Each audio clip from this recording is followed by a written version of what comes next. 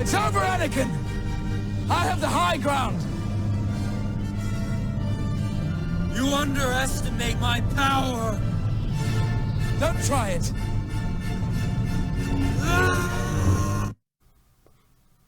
Seriously, guys? This is the best you got?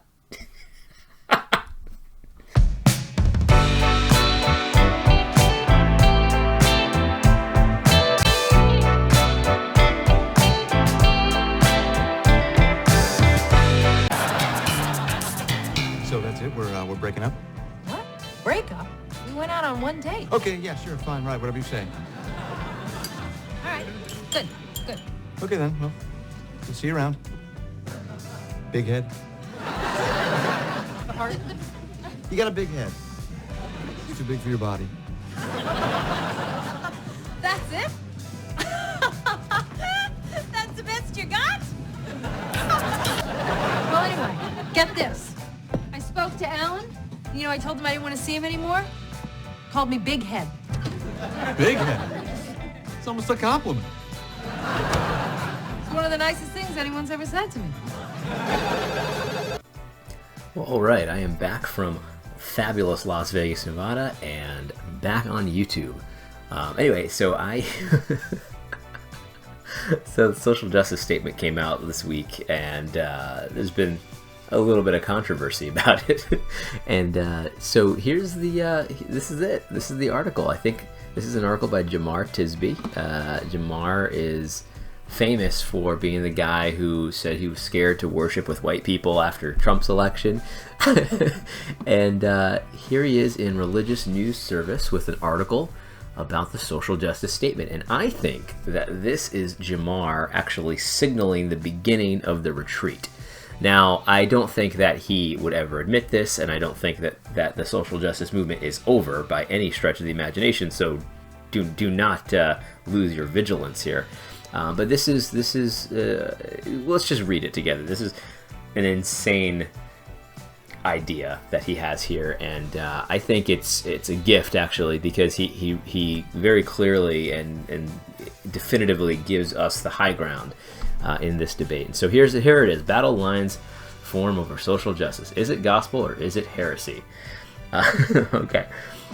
First of all, I don't know if he picked this picture. I doubt it.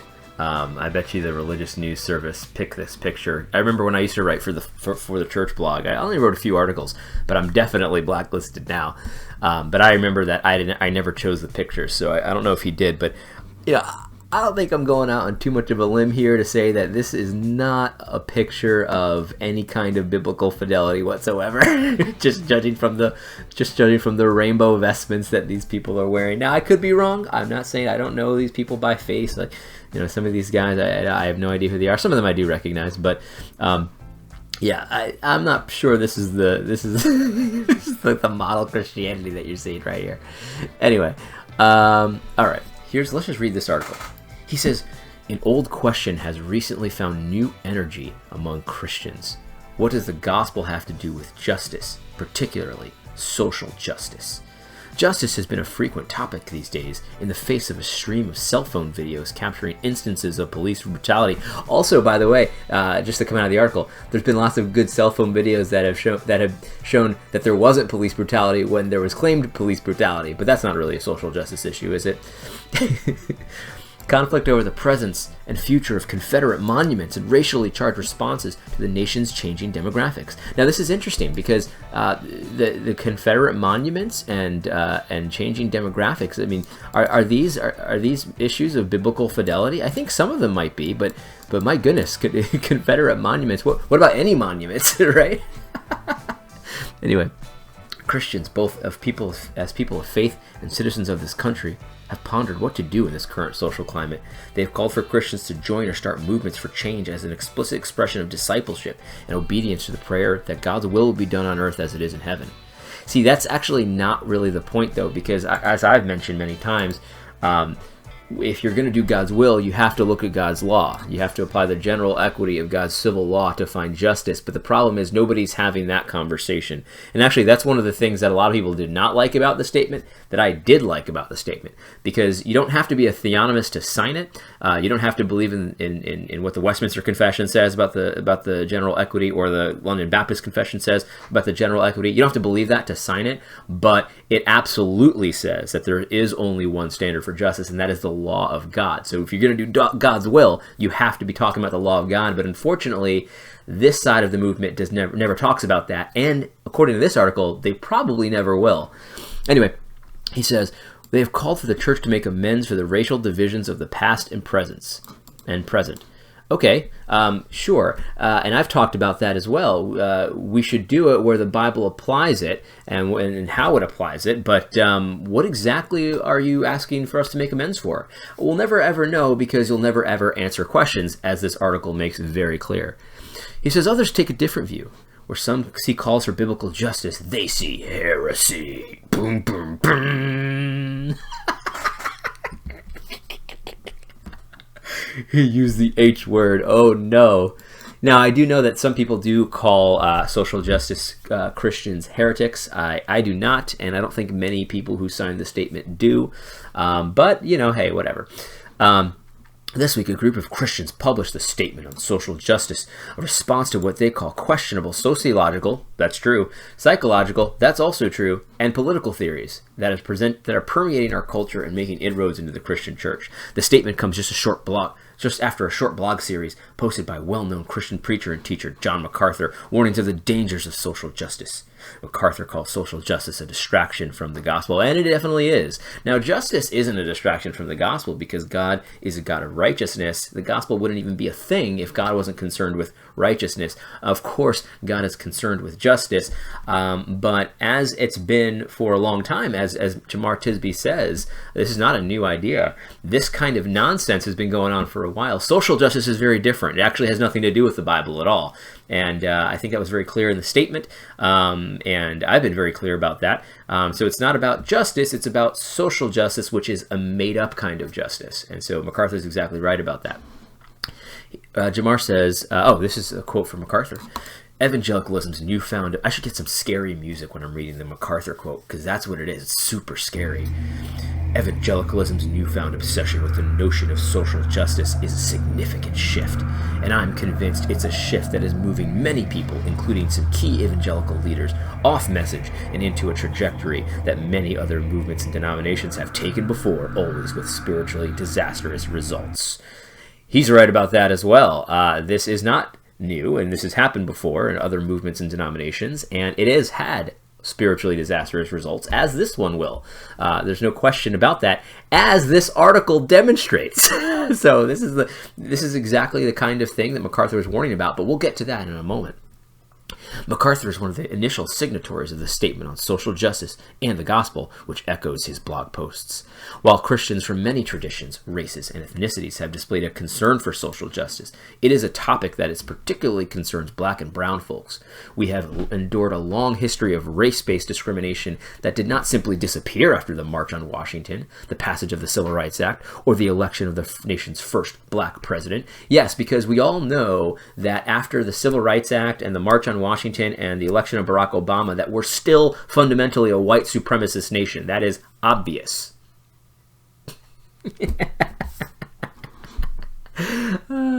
Yeah, something tells me this lady's probably not very orthodox. I'm not saying it for sure. I'm just going out on a limb, looking at her vestments here with these colorful rainbow vestments, noticing that she's a female reverend. Probably not orthodox, but hey, I don't think Jemar probably picked that picture, although I'm sure he supports this kind of stuff. I've seen him support that kind of stuff in the past. Anyway, but the point is, though, that this is one of those non-argument arguments, because if you notice, a lot of times people will make these statements, but they won't actually say what they're arguing for, but this is supposed to leave you with an impression. This sentence here is supposed to leave you with the impression that the statement on social justice is racist, because it's against something that black and brown folks really care about. And the reality is that Not all black and brown folks are in the social justice movement, and that's a great thing. But these kinds of non-argument arguments are just so, they're low blows. I mean, this is the low road all day long. This whole article is Jemar taking the low road and actually giving advice for others to continue to take that low road. And so we'll get to that in a minute.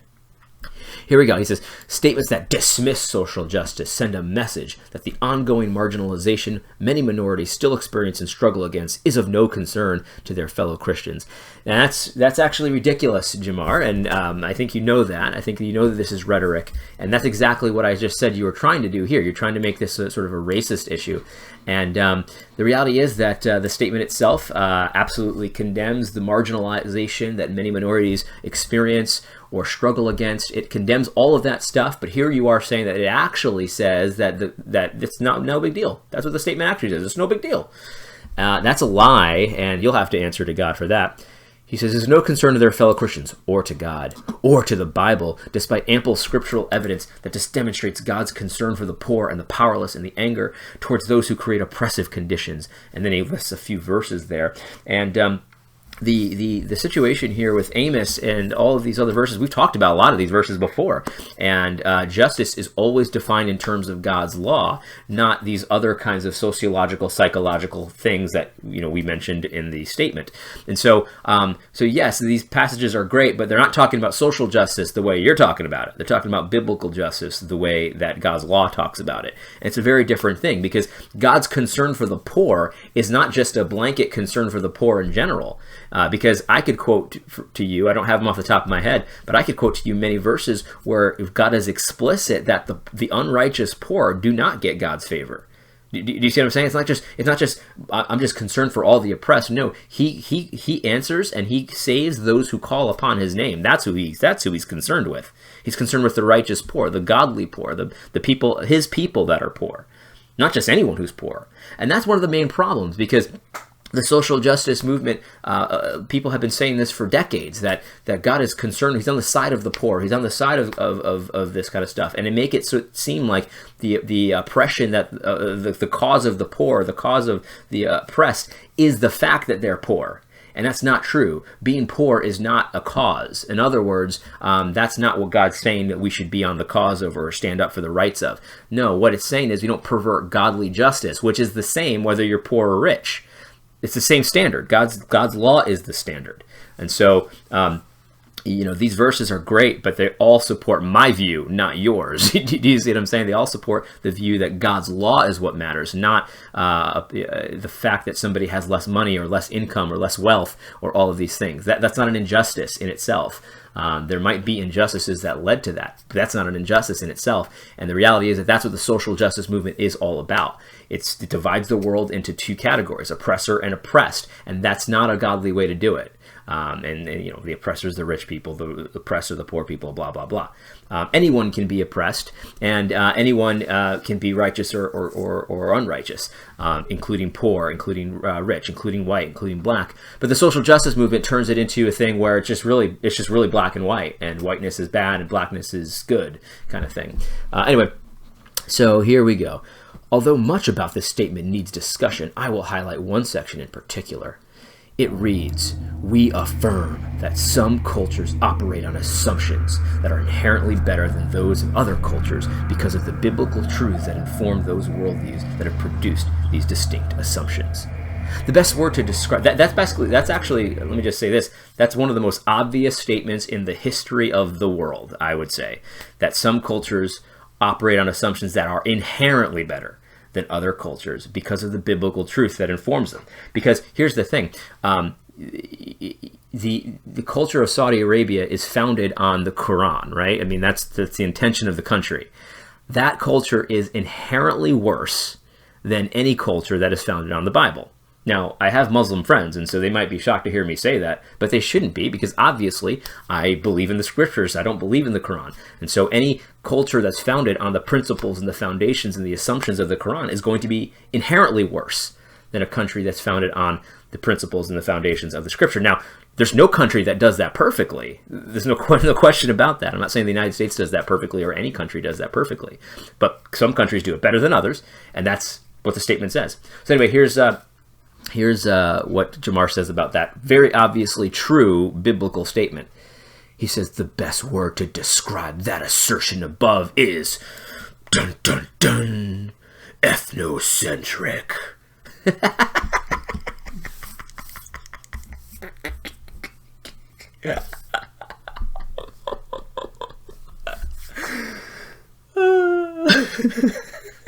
Jemar's a PhD, and so with respect, I will give him all the respect that his degree earned him. But Jemar has no clue what he's talking about. If you notice, this statement here doesn't say anything about ethnicities. It talks about cultures, and cultures can be multi-ethnic, and cultures are multi-ethnic in the sense that this statement is talking about, because what this is saying is talking about different cultures that have biblical truths that inform those worldviews. Now, there's not only one ethnicity that uses biblical truths to inform their worldview. That's not how it works. That's not the situation, right? I don't think that Jemar thinks that, because that would be saying something akin to that Christianity is the white man's religion. You know what I mean? The white man's worldview. And that's not the case, because there are white people that have cultures that are supposed to be founded on biblical truths. There are Middle Eastern cultures or ethnicities that are founded on biblical truths. There are Black African countries whose cultures, to some degree or another, are founded on biblical truths, and that's the reality. So to say that this is an ethnocentric statement is reading into the word something that's not said. This has nothing to do with ethnicity. It's talking about cultures that operate according to biblical truths and biblical assumptions. And so I don't know what the heck he's talking about, but this is the thing. This racial lens has taken over Jemar's thinking on all of this. This is a completely ridiculous way to interpret this. Yes, it is very clear. Some cultures are better than others. It's just the fact. Some cultures are better than others. That's it. I mean, I don't know what else to say about that. I'm sure he can refute every point in the social justice statement as well as he refutes this one. Oh, but Jemar doesn't have a clue what he's talking about, because he doesn't even know who gets to decide which cultures and which assumptions are closer to the biblical truth. For most of American history, white Christians have claimed that privilege. That privilege is now being challenged. No, so who gets to decide? Well, the scriptures do, and that's why we need to talk about this and debate this, but Jemar ain't willing to do that. But he's going to. We'll see that. We'll talk about that in a minute. I'm tempted to refute the recent statement on the gospel and justice, social justice, point by point. I bet you are, Jemar. I bet you are. Okay, I'll hold my breath for that article to come out, showing how it falls short of the biblical call for justice. But I think our time would be better spent on other pursuits. There's too much work to be done, work that will be delayed by endless debates. So here's where the retreat begins. Jemar is retreating. He will not respond to this, and he will not ever be held to any kind of scrutiny, any kind of cross-examination. And that's the reality. So Jemar's PhD, I'm sure it's very valuable for him. I'm sure he's done a lot of good work for it and all of that. But he will not allow himself and all of his PhD credentials to be even held to any basic scrutiny. And he won't even refute the statement, which is so easy to do, by the way. Oh, yeah, he could easily do it, but I'm just not going to do it. For real, this reminded me of that scene from when we were kids. You know, we used to always say, it's like that something we couldn't do. We'd be like, "Oh, I could do that. I just don't wanna." Like, this reminded me of that Napoleon Dynamite scene. Wish you wouldn't look at me like that, Napoleon. I wish you'd get out of my life and shut up. I'm gonna tell you something right now. While you're out there playing patty cake with your friend Pedro, your Uncle Rico making $120. I can make that much money in 5 seconds. Here's my advice. This is where it gets good. This is the good stuff. This is Jemar's advice. Many of the people who authored and signed this statement have large ministries and platforms. Avoid them. So this is what I kind of took issue with on Twitter last night. The people who authored this, he's saying the people who authored, the 10 names that are the initial signers of that statement, you should avoid them now. And at the time when I saw this, a brother reached out to me and he said, "Hey, he's quoting the Bible there." And I kind of thought he might be too. He doesn't actually quote it, so I'm not going to say he definitely is. But I thought there was 2 verses he could have been referring to. One was Romans 16. This is the end of the book, and he says, I appeal to you, brothers, watch out for those who cause divisions and create obstacles contrary to the doctrine that you've been taught. Avoid them. For such persons do not serve the Lord Christ with their own appetites, and by smooth talk and flattery, they deceive hearts of the naive. And so I thought he could have been talking about this because it says avoid them. But I kind of said, well, he probably isn't, because this is saying that to avoid heretics, because this is a section about people who aren't believers, right? They're not following the Lord. They don't serve God. They serve themselves. And so I think, to be charitable to Jemar, I don't think he's talking about this. I don't think he thinks these people are heretics. The other one is the same kind of thing. This is 2 Timothy 3. Understand this, in the last days there will come a time of difficulty. People will be lovers of self, lovers of money, proud, arrogant, abusive, disobedient to their parents, ungrateful, unholy, heartless, unappeasable, slanderous, without self-control, brutal, not loving God, treacherous, reckless, swollen with conceit, lovers of pleasure rather than lovers of God, having the appearance of godliness but denying its power. Avoid such people. And again, that's very clearly talking about heretics, people who are not followers of Christ. So I didn't think that, even though it sounds like it because he uses the same exact words, I didn't think he was quoting this, but then somebody reached out to me and said that he is, that he's done this before. And so if that's the case, if he's actually saying that the people who refuted this article are heretics, that's even, this is an even worse problem. That's literally the Galatian heresy. But I don't think he's actually saying that. So I mean, here's why I say that I'll continue this article. He says, find other authors and preachers you can learn from. And of course, he wants you to read Martin Luther King Jr. Who cares about that? If the supporters of statements that dismiss social justice as a distraction from the gospel headline a major conference, state your concerns to the organizers. If nothing changes, then don't go. This is such cultic thinking, to be honest. I mean, I've been very critical of the Gospel Coalition, and I will continue to be very critical of the Gospel Coalition because I think that they're an extremely dangerous organization. However, I do think that they have some valuable things to say still, and people criticize me for that all the time. They say I'm trying to straddle the fence here, or I'm not being enough of a man to just say what I really feel. And the reality is, I really do feel that, even a guy like Matt Chandler, who I've already said, look, I think he's dangerous. I think he's a dangerous man for the church. I think he's hurting the church. But if somebody said, hey, I'm thinking about reading this book, The Explicit Gospel, I'd say go for it. It's probably really good, and all that. But the cultic mindset can't have that. They need to deplatform. This is actually another, if he's not quoting okay, so there's a couple different options here. He's quoting the Bible here, and he's marking out those people as heretics, people that you shouldn't listen to. I don't think that's what he's doing. What I actually think he's doing is he's taking yet another play from the secular playbook of deplatforming. He wants you to state your concerns to the organizers of a conference so that they'll deplatform him. That's what he wants to do. This is a cult kind of thing to do. Secular people do this all the time. There's constant wars about people that are coming to visit to talk at a university. You got to deplatform them. We can't hear that stuff. That's what this is. This is a strategy to deplatform rather than engage. Don't trust Jemar. He could engage if he wanted to, and he could easily decimate the arguments, but he's not going to. He'd rather just deplatform. That's the real way to get the truth out. And that's not the case at all. I'm glad to expose my audience, my small audience, to the other side, because there's nothing to fear from people who are lying. People don't have the truth. There's nothing to fear from people like that. Anyway, if they do an interview on a podcast, find another episode to listen to. If they write more blogs to state their case, share the other ones instead. This is just textbook deplatforming. That's what this is. Statements like these are a distraction. They siphon off energy and attention that could be used to create new organizations and initiatives to help bring about justice and equality. Instead of writing a rebuttal to the statement on social justice, why not write a proposal for a new scholarship to help underrepresented groups go to college and to stay out of debt? Why not donate money to support ministries run by and geared towards racial and ethnic minorities? Why not research a cause and find out how you can get involved? Just give them some cash, dude. Why not instead? Look, why not instead of listening to Vadi Bakum? Why not instead of listening to Dr. James White? Why not instead of hearing out John MacArthur, what he has to say, because he's been such a faithful man of God? Why instead of doing that, just give us some cash, dude. Give black people some cash. Why not? This is gold.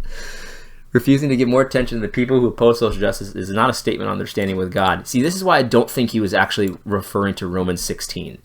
I don't think he was referring to Romans 16 or 2 Timothy 3, because he says it's not saying that they're not believers.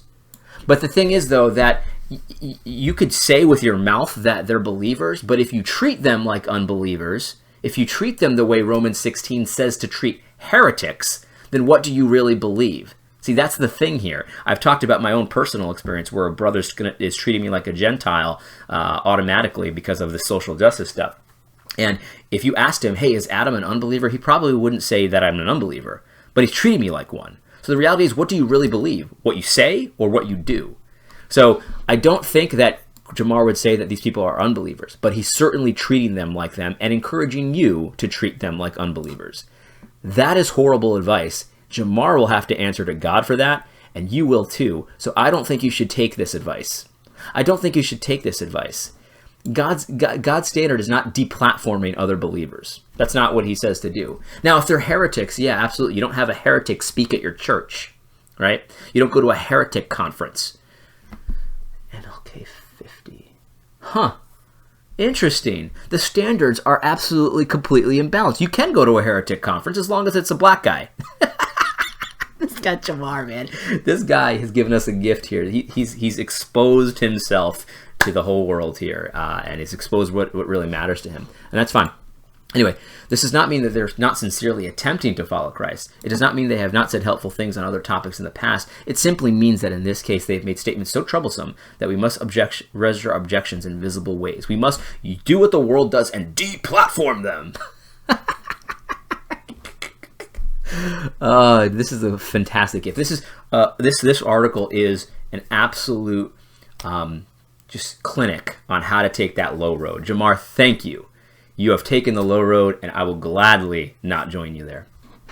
He says this, Christians should never give up hope that people can change, yet going back and forth, especially online, about social justice with those who see it as a dangerous intrusion in the church often does not alter anyone's opinion and may lead to more frustration. Yeah, because that's the standard, right? Like if somebody sins against you, or if somebody if somebody's teaching heresy in the church or whatever, or bad teaching, the standard is you have nothing more to do with them. You just ignore them.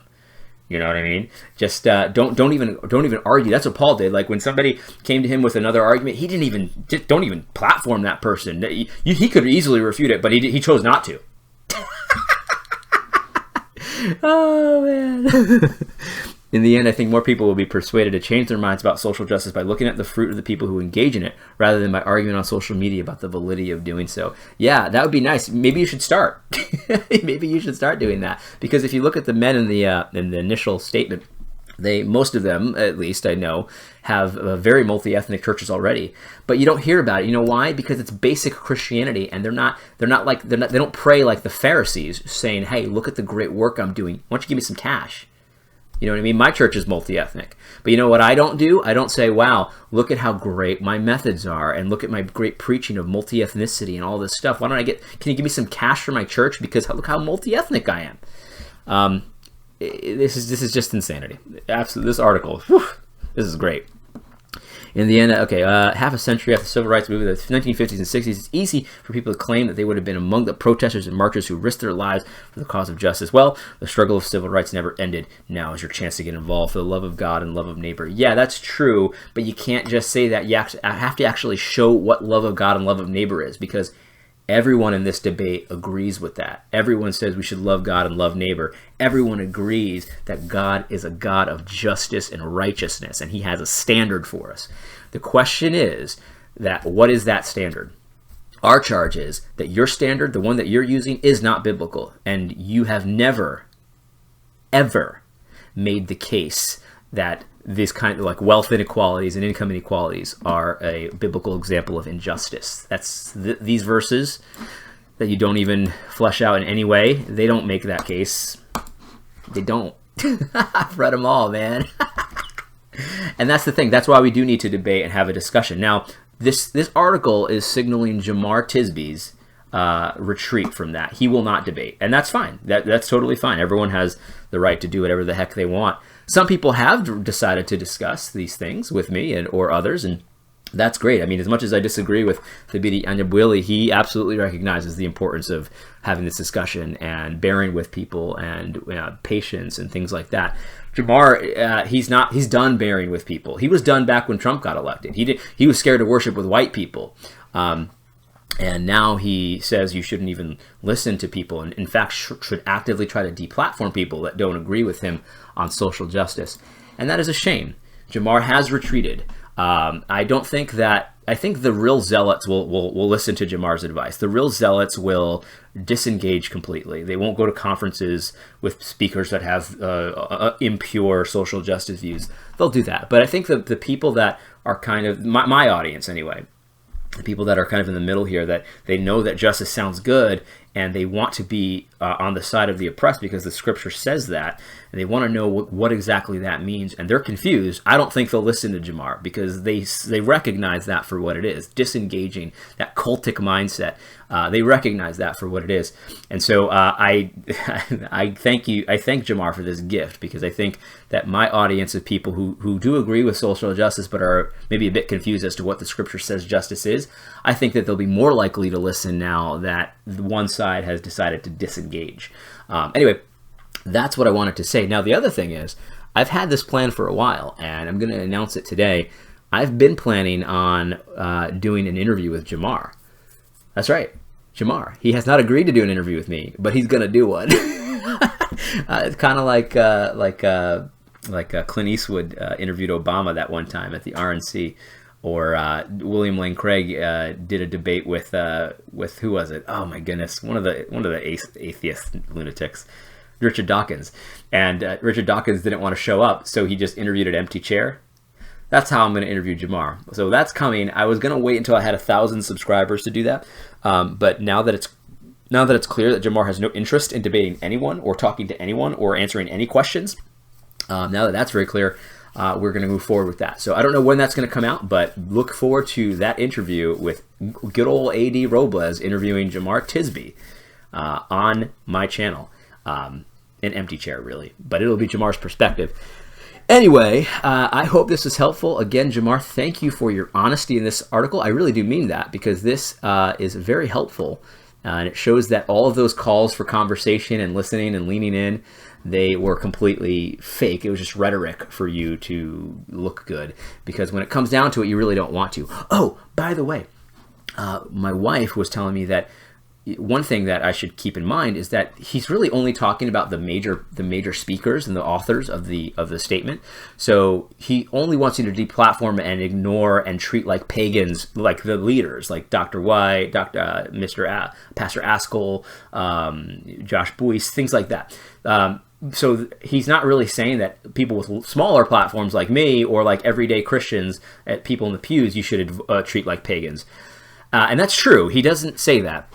But if you can treat people who are visible with influence like a pagan because of their view on social justice, and ignore them and try to deplatform them and try to ruin their lives, essentially, if you can try to do that, what would be the moral reason why you can't do it with a guy like me, a small platform guy? You know what I mean? Or just an everyday person in the pews, right? Why not just avoid all these people? If this perspective is so poisonous, what would be the argument to not do that to everybody? Well, I don't think Jemar really cares, because this is the guy, remember, who's scared to worship with white people. I don't know if he's still scared, but he was before. And the reality is that is extremely divisive, evil. It's an evil statement. And that's going to be the fruit of this article. It's going to have people that feel justified avoiding anybody that doesn't agree with everything on their social justice agenda. And that's a real shame. That's a real shame. And Jemar's going to have to answer to that, to God for that one. And that's I wouldn't want to answer that to God for that. Anyway, I hope this was helpful. God bless.